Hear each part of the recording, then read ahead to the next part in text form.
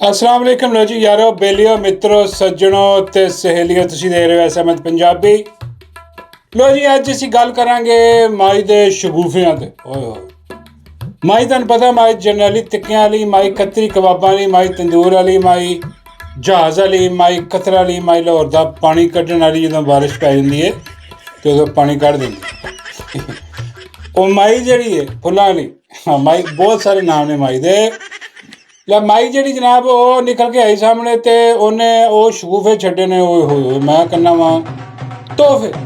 ਉਹ ਨਹੀਂ ਕਹਿੰਦਾ ਕਿ ਜਿਹੜਾ ਭੰਨੋ ਲਾਲ ਹੈ ਮਾਈ ਨੇ ਅੱਜ ਜਿਹੜਾ ਭੰਨਿਆ ਉਹ ਲਾਲ ਨਿਕਲਿਆ। ਓਏ ਹੋਏ ਮਾਈ ਜਨਾਬ ਅੱਜ ਨਿਕਲੀ ਹੈ ਬਾਹਰ ਤੇ ਉਹਨੇ ਆ ਕੇ ਐਲਾਨ ਕੀਤਾ ਲੋ ਜੀ 1 ਲੱਖ ਸਟੂਡੈਂਟਸ ਜਿਹੜੇ ਨੇ ਉਹਨਾਂ ਨੂੰ ਅਸੀਂ ਮੁਫਤ ਸਕੂਟਰ ਦੇ ਰਹੇ ਹਾਂ। ਉਹ ਬੱਲੇ ਬੱਲੇ ਬੱਲੇ ਮੁਫਤ ਸਕੂਟੀਆਂ ਜਨਾਬ।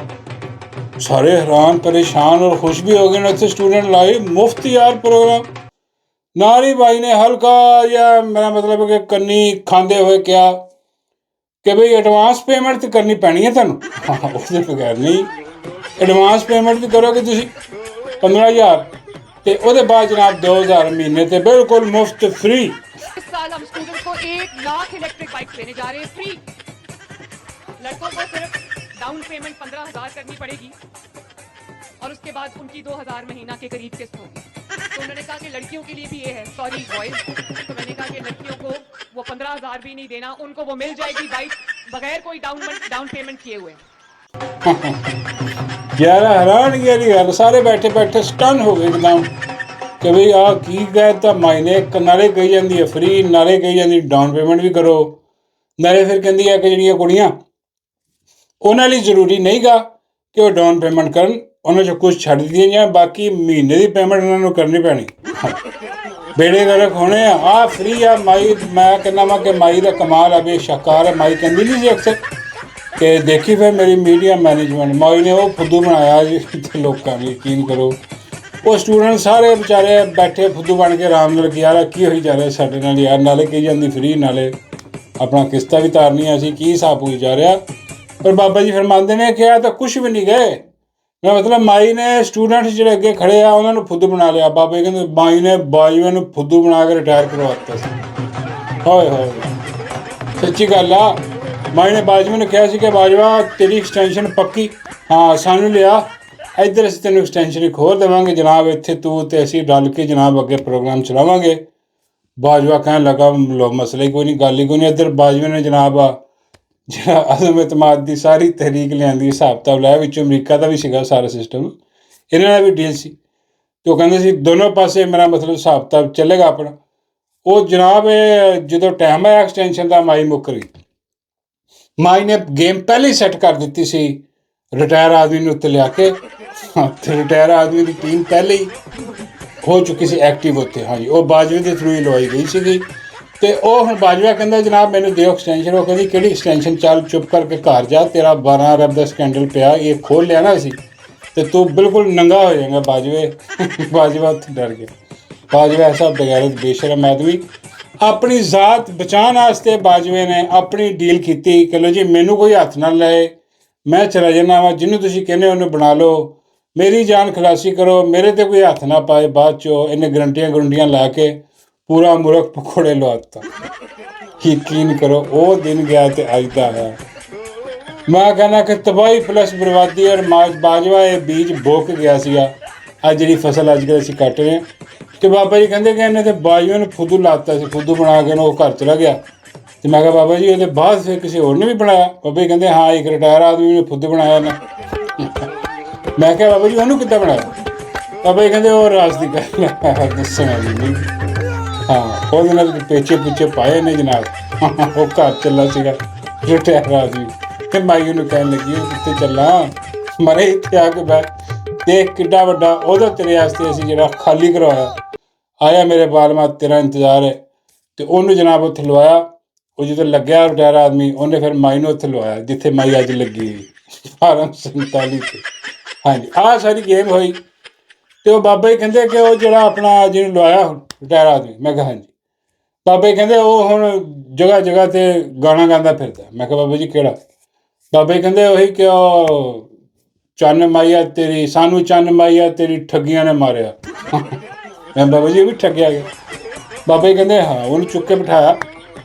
ਉਹ ਜਨਾਬ ਸਮਝਦੇ ਸੀ ਕਿ ਮੈਂ ਸਾਰਾ ਕੁਝ ਸੰਭਾਲ ਲਾਂਗਾ। ਮੁਲਕ ਜਿਹੜਾ ਨਾ 1 ਸਾਲ ਦੀ ਗੱਲ ਆ, ਮਈਸ਼ਤ ਜਿਹੜੀ ਆ ਉਹ ਚੱਲਣ ਲੱਗ ਪੈਣੀ ਆ, ਤਰੱਕੀ ਹੋਣ ਲੱਗ ਜਾਣੀ ਹੈ। ਸਾਲ ਦੇ ਵਿੱਚ ਤੁਸੀਂ ਦੇਖੋ ਆ ਜਿਹੜੀਆਂ ਮੇਰਾ ਮਤਲਬ ਲੋਕੀ ਗੱਲਾਂ ਕਰ ਰਹੇ ਆ ਕਿ ਨਾ ਉਮੀਦੀ ਦੀਆਂ, ਇਹ ਕੁਫਰ ਆ ਬਈ, ਇਹ ਇੱਦਾਂ ਦੀ ਗੱਲ ਨਹੀਂ ਹੈ। ਦੇਖੋ ਸਾਲ 'ਚ ਆ ਕਿੱਥੇ ਚਲੇ ਜਾਣਾ, 10 ਅਰਬ ਇੱਧਰੋਂ ਆ ਜਾਣੇ ਡਾਲਰ, ਉਹ ਇੰਨੇ ਅਰਬ ਉੱਥੋਂ ਫਲਾਣੀ ਜਗ੍ਹਾ ਤੋਂ ਆ ਜਾਣੇ ਆ। ਅਤੇ ਉਹ ਜਦੋਂ ਆਖਰ ਦੇ ਵਿੱਚ ਹਿਸਾਬ ਕਿਤਾਬ ਕੀਤਾ, ਉਹ ਪਤਾ ਲੱਗਿਆ ਹੁਣ ਪਾਕਿਸਤਾਨ ਮੰਗਦਾ ਫਿਰ ਰਿਹਾ ਕਿ ਸਾਨੂੰ ਕੋਈ ਪੈਸਾ ਦੇਵੇ, ਅਸੀਂ ਆਪਣਾ ਜਿਹੜਾ ਕਰਜ਼ਿਆਂ ਦਾ ਸੂਦ ਆ ਉਹ ਤਾਂ ਅਦਾ ਕਰ ਸਕੀਏ। ਇਹ ਇੱਥੇ ਤੱਕ ਨੌਬਤ ਆ ਗਈ, ਮੁਲਕ ਗੁੱਲ ਹੋ ਗਿਆ। ਆ ਜਿਹੜੀ ਹੁਕੂਮਤ ਲਾਈ ਉਹ ਜਨਾਬ ਬਿਲਕੁਲ ਬਰਬਾਦੀ ਪੱਟ ਕੇ ਰੱਖ। ਲਾਜ਼ਮੀ ਗੱਲ ਹੈ, ਫਾਰਮ 47 ਅਤੇ ਮਾਈ ਨੇ ਮੇਰਾ ਮਤਲਬ ਬਰਬਾਦੀ ਪੱਟਣੀ ਸੀ ਇਹਨਾਂ ਨੇ। ਔਰ ਮਾਈ ਦੇ ਪੁਰਾਣੇ ਜੁਮਲੇ ਜਿਹੜੇ ਆ ਕਿ ਹੋਏ, ਉਹ ਮਾਈ ਦੇ ਆਪਣੇ ਅੱਗੇ ਵੀ ਆ ਰਹੇ ਕਿ ਇਮਰਾਨ ਖਾਨ ਦੌਰ ਦੇ ਵਿੱਚ ਜਿਹੜੀ ਗੱਲ ਕਰਦੀ ਸੀ, ਉਹ ਲੱਗਦਾ ਕਿ ਮਾਈ ਹੁਣ ਆਪਣੇ ਦੌਰ ਦੇ ਵਿੱਚ ਉਹੀ ਗੱਲ ਕਰ ਰਹੀ ਆ। ਉਦੋਂ ਨੇ ਆਪਣੇ ਦੌਰ ਵੱਲ ਕੀਤੀ। ਕੀ ਗੱਲ ਕੀਤੀ ਯਾਦ ਰੱਖ ਸੁਣੋ। फिर जब वो वोट मांगे तो उसको अंदर से बिजली का बिल लाके दिखाना, कहना ये लो अपना वोट, और फिर उसको गैस का बिल लाके दिखाना, कहना ये लो। हाँ जी, आ मेरा मतलब ਤੁਹਾਡੇ ਵੋਟ ਮੰਗਣ ਆਉਣ ਤੇ ਫਿਰ ਤੁਸੀਂ ਇਹ ਬਿੱਲ ਕੱਢ ਕੇ ਦਿਖਾਣਾ ਕਿ ਆਹ ਦੇਖੋ ਤੁਹਾਡਾ ਆ ਬਗੈਰ ਦੀ ਬੇਸ਼ਰਮੀ ਆ। ਉਹ ਹੁਣ ਮਾਈ ਜਿਹੜੀ ਆ ਉਹ ਹੁਣ ਨਿਕਲਦੇ ਨਹੀਂ ਕਿਤੇ ਡਰ ਤੋਂ, ਕਿਉਂਕਿ ਉਹਨੂੰ ਪਤਾ ਕਿ ਲੋਕਾਂ ਨੇ ਬਿੱਲ ਕੱਢ ਕੇ ਆ ਜਾਣਾ ਕਿ ਮਾਈ ਆ ਪੜ ਬਿੱਲ। ਬਾਬਾ ਜੀ ਕਹਿੰਦੇ ਉਹਨੇ ਵੋਟ ਮੰਗਣ ਜਾਣਾ ਹੀ ਨਹੀਂ ਪੁੱਤਰ, ਉਹਨੂੰ ਕੀ ਜ਼ਰੂਰਤ ਹੈ ਵੋਟ ਮੰਗਣ ਦੀ। ਮੈਂ ਬਾਬਾ ਜੀ ਵੋਟ ਤਾਂ ਮੰਗਣੇ ਹੀ ਪੈਣੇ। ਬਾਬਾ ਜੀ ਕਹਿੰਦੇ ਨਹੀਂ ਪੁੱਤਰ, ਉਹ ਜਦ ਉਹ ਬੈਠਾ ਵਾ ਜਦ ਤੱਕ ਉਹ। ਮੈਂ ਕਿਹਾ ਬਾਬਾ ਜੀ ਕੌਣ?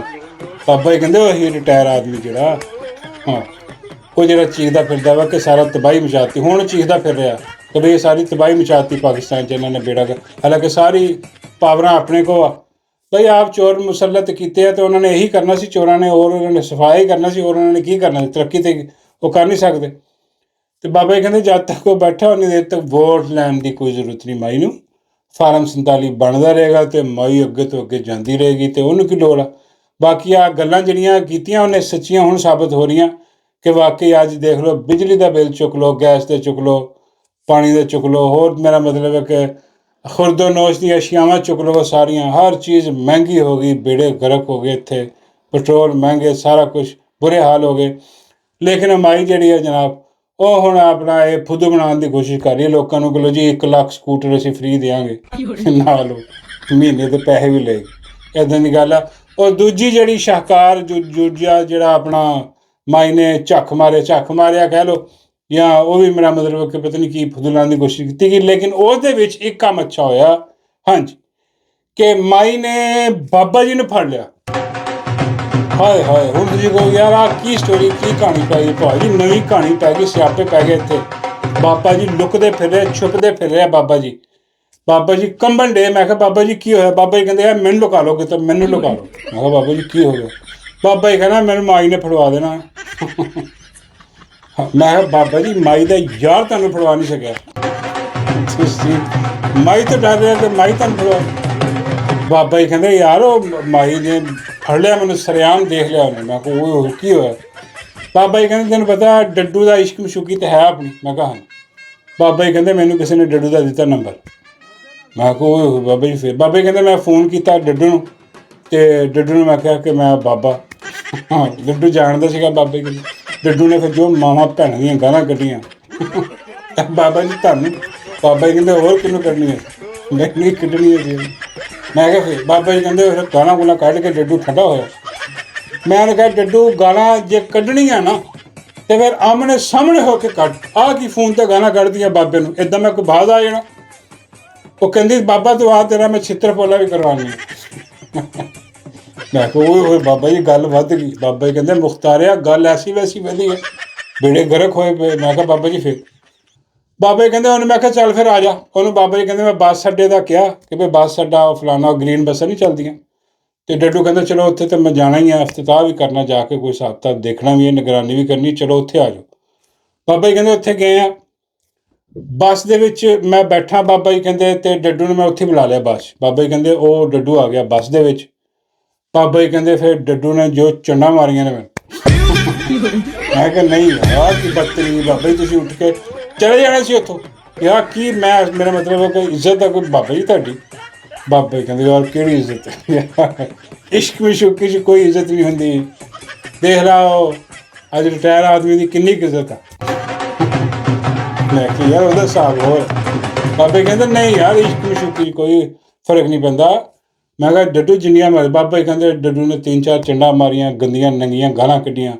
ਉਹਦੇ ਬਾਅਦ ਬਾਬਾ ਜੀ ਕਹਿੰਦੇ ਮੈਂ ਮੁਸਕਰਾ ਕੇ ਦੇਖਿਆ ਉਹਦੇ ਵੱਲ ਅਤੇ ਡੱਡੂ ਇੱਕਦਮ ਠੰਡਾ ਹੋ ਗਿਆ। ਉਹਨੇ ਕਿਹਾ ਬਾਬਾ ਜਿੰਨੀ ਮੈਂ ਕੀਤੀ ਹੈ ਤੈਨੂੰ ਦੌੜ ਜਾਣਾ ਚਾਹੀਦਾ ਸੀ, ਇਹਦਾ ਮਤਲਬ ਤੈਨੂੰ ਸੱਚਾ ਇਸ਼ਕ ਮਿਲਣਾ। ਉਹ ਮੈਂ ਕਿਹਾ ਬਾਬਾ ਜੀ ਕਮਾਲ ਹੋ। ਬਾਬਾ ਜੀ ਕਹਿੰਦੇ ਉਹਨੂੰ ਸਮਝ ਆ ਗਈ ਕਿ ਵੀ ਇਸ਼ਕ ਸੱਚਾ। ਬਾਬਾ ਜੀ ਕਹਿੰਦੇ ਫਿਰ ਉੱਥੇ ਜਿਹੜਾ ਪਿਆਰ ਮੁਹੱਬਤ ਹੋਇਆ ਉਹ ਮੈਂ ਕਿਹਾ ਬਾਬਾ ਜੀ ਬਸ ਜੀ। ਬਾਬਾ ਜੀ ਕਹਿੰਦੇ ਯਾਰ ਮੇਰਾ ਮਤਲਬ ਹੈ ਕਿ ਪਿਆਰ ਮੁਹੱਬਤ ਦੀ ਗੱਲਾਂ ਹੋਈਆਂ ਜੀ।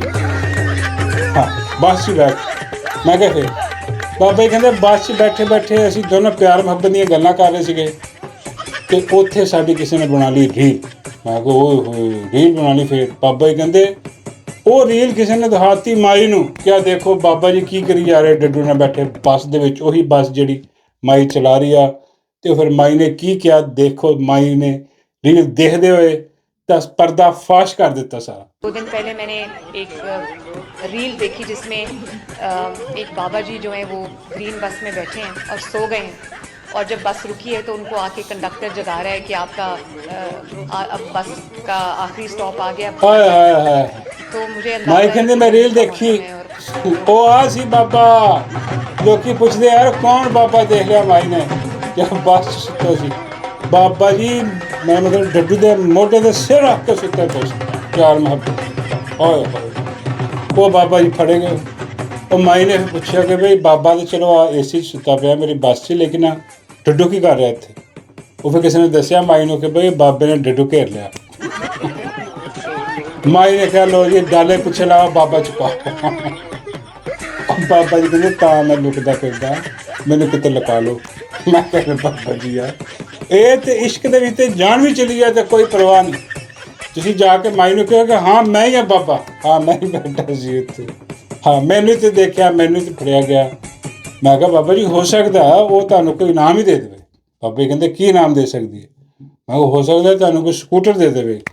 ਬਾਬਾ ਜੀ ਕਹਿੰਦੇ ਉਹ ਫ੍ਰੀ? ਮੈਂ ਕਿਹਾ ਹਾਂਜੀ ਬਿਲਕੁਲ ਫ੍ਰੀ, ਬਸ ਕਿਸ਼ਤਾਂ ਦੇਣੀਆਂ ਪੈਣੀਆਂ ਨੇ ਤੁਹਾਨੂੰ। 2000 ਮਹੀਨਾ ਕਿਸ਼ਤ, 15000 ਐਡਵਾਂਸ ਦੇਣਾ ਪੈਣਾ। ਬਾਬਾ ਜੀ ਕਹਿੰਦੇ ਭਾਈ ਮੈਨੂੰ ਸਾਈਕਲ ਹੀ ਠੀਕ ਆ, ਮੈਂ ਇੱਦਾਂ ਦਾ ਖੁਦ ਮੈਨੂੰ ਨਾ ਬਣਾਓ, ਕੋਈ ਹਿਸਾਬ ਕਿਤਾਬ ਲਾਓ, ਜਿਹੜੇ ਡਾਲੇ ਡੁੱਲੇ ਭੇਜਣੇ ਭੇਜ ਕੇ ਚੁਕਾ ਲਓ। ਪਰ ਬਾਬਾ ਜੀ ਕਹਿੰਦੇ ਕਿ ਹੁਣ ਡੱਡੂ ਨਾਲ ਮੇਰੀ ਕਹਾਣੀ ਹੋ ਗਈ ਸੈੱਟ, ਹੁਣ ਮਾਈ ਜੋ ਮਰਜ਼ੀ ਕਰ ਲਵੇ। ਮੈਂ ਕਿਹਾ ਹੋ ਸਕਦਾ ਉਹ ਤੁਹਾਨੂੰ, ਮੇਰਾ ਮਤਲਬ ਹੈ ਕਿ ਕਿਉਂਕਿ ਮਾਈ ਵੀ ਪਿਆਰ ਮੁਹੱਬਤ ਨਾਲ ਬੜਾ ਰੱਖਦੀ ਆ, ਲਗਾਓ, ਕਿਉਂਕਿ ਉਹਦੇ ਵੀ ਕਿਤੇ ਹਿਸਾਬ ਕਿਤਾਬ ਚੱਲ ਰਿਹਾ। ਬਾਬਾ ਜੀ ਕਹਿੰਦੇ ਹਾਂ ਉਹ ਤਾਂ ਸਾਹਮਣੇ ਪਤਾ ਤਾਂ ਮੁਲਕ ਡੁੱਬਿਆ ਪਿਆ, ਉਹਦਾ ਹਿਸਾਬ ਕਿਤਾਬ ਦੇ ਤੇ ਸਾਰਾ ਸ਼ਾਖਸਾਨਾ ਜਿਹੜਾ ਪੂਰਾ ਮੁਲਕ ਡੁੱਬਿਆ ਪਿਆ, ਬੇੜਾ ਗਰਕ ਹੋਇਆ ਪਿਆ ਇੱਥੇ।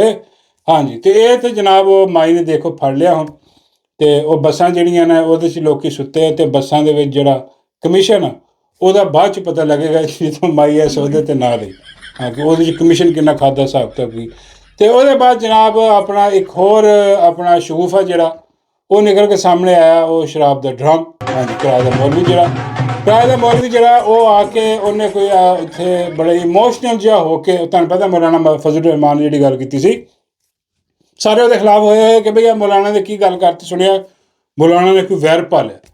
ਬਾਬਾ ਜੀ ਕਹਿੰਦੇ ਉਹ ਕਾਹਦਾ ਵੈਰ ਪਾ ਲਿਆ, ਸਾਰੀ ਜ਼ਿੰਦਗੀ ਇਹ ਜੁੱਤੇ ਝੱਟਦਾ ਰਿਹਾ, ਹਾਂ ਬੂਟ ਚੱਟਦਾ ਰਿਹਾ ਸਾਰੀ ਜ਼ਿੰਦਗੀ। ਇਹ ਸਮਝ ਆ ਕੇ ਉਹਨੇ ਕਿਹੜਾ ਇਨਕਲਾਬੀ ਬਣਨਾ, ਇਹ ਮਿਲੀ ਭਗਤ ਹੈ ਆਪਸ। ਮੈਂ ਕਿਹਾ ਬਹਰਾਲ ਉਹ ਜੋ ਉਹਨੇ ਹਿਸਾਬ ਲਾਇਆ ਉੱਥੇ ਆ ਕੇ ਮੌਲਾਨਾ ਨੇ, ਉਹ ਜਨਾਬ ਹੁਣ ਉਹ ਆਪਣਾ ਨਿਕਲ ਕੇ ਸਾਹਮਣੇ ਆ ਰਹੇ ਅਜੀਬੋ ਗਰੀਬ ਲੋਕ। ਉਹ ਕੱਲ੍ਹ ਉਹ ਸਾਹਮਣੇ ਆਇਆ ਜਨਾਬ, ਉਹ ਆ ਕੇ ਉਹਨੇ ਕੋਈ ਇਮੋਸ਼ਨਲੀ ਵੀਡੀਓ ਜਿਹੜੀ ਬਣਵਾਈ ਆਪਣੀ ਪੈਗਾਮ ਦਿੱਤਾ। ਬਾਬਾ ਜੀ ਕਹਿੰਦੇ ਕਿੰਨੇ? ਮੈਂ ਕਿਹਾ ਉਹ ਜਿਹੜਾ ਕਿਰਾਏ ਦਾ ਮੌਲਵੀ ਹੈ। ਬਾਬਾ ਕਹਿੰਦੇ ਸ਼ਰਾਬ ਦਾ ਡਰਮ। ਮੈਂ ਕਿਹਾ ਉਹਦੇ ਨਾਲ ਚੈੱਕ ਕਰੋ ਕੀ ਕਰ ਰਿਹਾ। मैं माफ़ी मांगता हूँ उन शुहदा के बच्चों और अहले खाना से जिनको आना पड़ा कि वो आके कहे सोशल मीडिया पर कि हमारे बच्चों की तौहीन ना करो, हम जिंदा हैं अल्हम्दुलिल्लाह, हम अभी मरे नहीं हैं, ये हम जिंदा हैं। मैं कहना इमोशनल रुआ के रख छड्या ने, तबाहियां मचातियां। बाबा जी कहने इन्हू ऑस्कर नामिनेट कर दिओ, बड़ी कमाल फनकारी करदा, बहुत बड़ा फनकार आदमी है यार। ਉਹਨੇ ਅੱਛਾ ਤੁਸੀਂ ਉਹ ਚੈੱਕ ਕੀਤਾ ਜਦੋਂ ਉਹਨੇ ਉਹ ਰਿਖਤ ਅਮੇਜ਼ ਤਰੀਕੇ ਨਾਲ 2 ਲਫ਼ਜ਼ ਬੋਲੇ, ਉਹਦੇ ਬਾਅਦ ਬੋਲ ਕੇ ਤੇ ਨਾਲ ਹੀ ਸਿੱਧਾ ਹੋ ਗਿਆ ਕਿ ਜੀ ਐਸੀ ਦੀ ਤੈਸੀ, ਯੂ ਕਰ ਦਿਆਂਗੇ, ਉਹ ਕਰ ਦਿਆਂਗੇ।